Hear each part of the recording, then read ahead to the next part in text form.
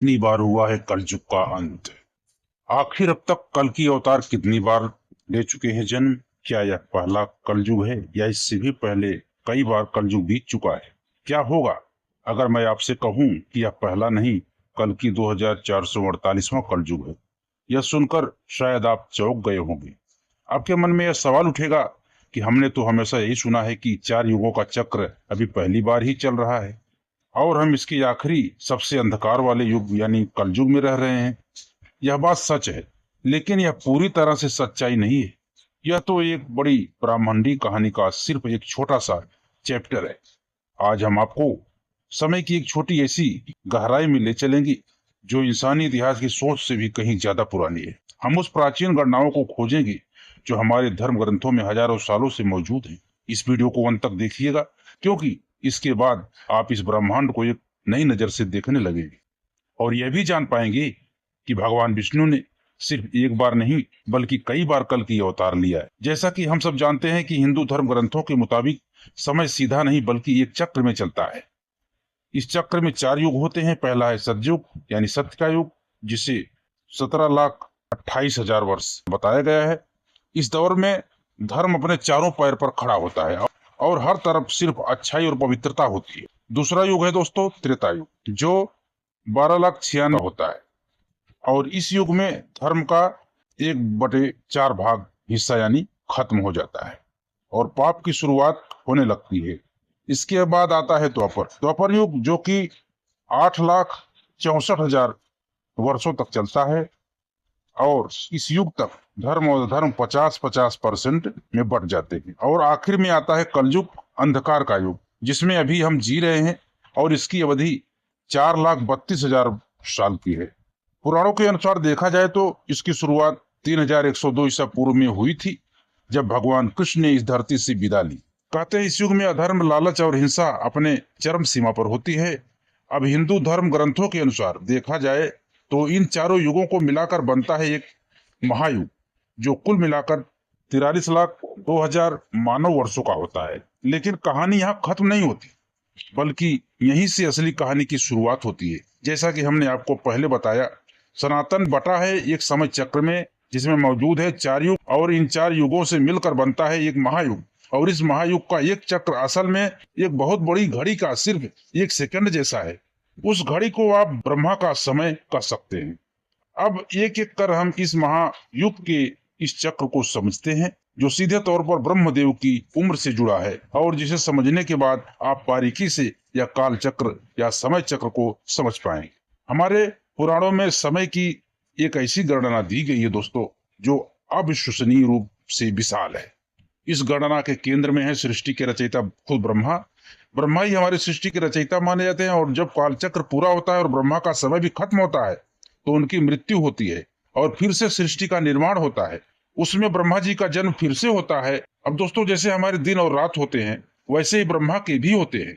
ब्रह्मा के एक दिन को कल्प कहा जाता है और ब्रह्मा का सिर्फ एक दिन यानी एक कल्प हमारे 4 अरब 32 करोड़ सालों के बराबर होता है। और गहरा रहस्य यह भी है कि ब्रह्मा के इसी एक दिन में 1,000 महायुग होते हैं, यानी सत्य, त्रेता, द्वापर और कली का यह पूरा चक्र 1,000 बार घूमता है। इसका मतलब है कि ब्रह्मा के एक दिन में 1,000 सतयुग, 1,000 त्रेता युग और 1,000 द्वापर युग और 1,000 कलयुग आते हैं। अब हमारे ग्रंथ बताते हैं कि ब्रह्मा की आयु 100 दिव्य वर्षों की है। हम अभी ब्रह्मा के 91 साल के पहले दिन में हैं। इस मौजूद कल्प का नाम श्वेत वराह कल्प है। इसका सीधा मतलब है कि ब्रह्मा के 50 साल बीत चुके हैं। जरा सोचिए, उन 50 सालों में कितने कल्प आए और कितने कल्प गए और हर कल्प में 1,000 महायुग होंगे। अब बात करते हैं हमारे आज के मौजूद समय की। कहते हैं हम इस कल्प के 14वें मनवंतरों में से 7वें मनवंतर में, जिसे वैवस्वत मनवंतर कहते हैं, हर मनवंतर में लगभग 71 महायुग होते हैं और हम इस 7वें मनवंतर के 28वें महायुग में जी रहे हैं। तो गणित साफ है, अगर ब्रह्मा के 50 साल बीत चुके हैं और हर साल में 360 कल्प होते हैं और हर कल्प में 1,000 कलयुग देखा जाए तो अनगिनत कलयुग पहले भी आ और जा चुके हैं। और इसी आधार पर आप समझिए कि कलयुग में अवतार लेने वाले भगवान विष्णु के 10वें अवतार कल्कि अवतार कई बार पहले भी जन्म ले चुके हैं। कुछ खास घटनाओं और व्याख्यानों के आधार पर यह दावा सामने आता है कि हम जिस कलयुग में जी रहे हैं वो 2448वां कलयुग चल रहा है।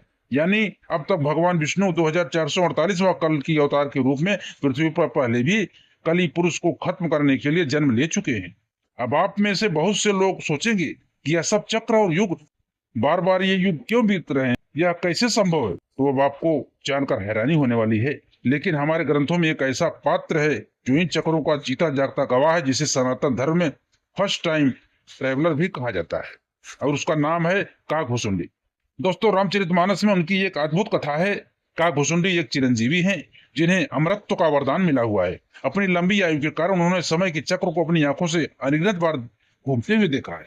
जब भगवान विष्णु के वाहन गरुड़ भगवान श्री राम की दिव्यता को लेकर भ्रम में पड़ गए तो वह अपना शक दूर करने के लिए काकभुसुंडी के पास गए थे।